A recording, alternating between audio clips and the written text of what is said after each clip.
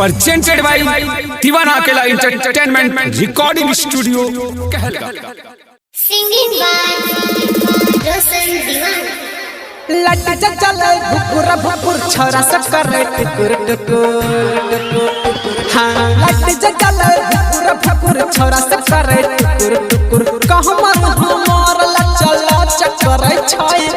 बूढ़ा बो सामान अपन टच कर छै आय हाय बूढ़ा बो सामान अपन टच कर छै लट चल भुकुर भुकुर छोरा सब करे टुकुर टुकुर कहमर हमर लचल चक्कर बूढ़ा बो सामान अपन टच कर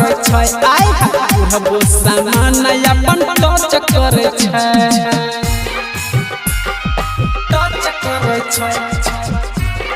बूढ़ा बो सामान अपन टच कर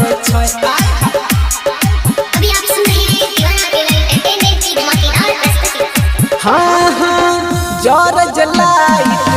हमारा इमेज बूढ़ा बच्चा राइट जाय छै देखले स्टेज रे रे रे रे जर जलाइट हमारा इमेज बूढ़ा बच्चा राइट जाय छै देखले स्टेज एने के छौरा होने के बूढ़ावा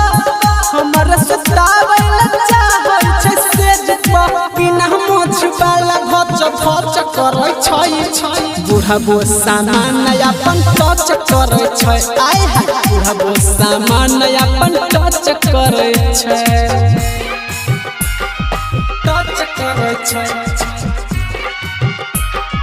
बूढ़ा बो सामान अपन टच कर आय हाय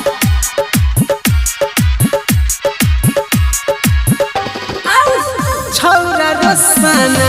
भेल दीवाना कर छै मार हमर देखल खजाना कर छै मार हमर देखल आही के मैया छौरा रसाना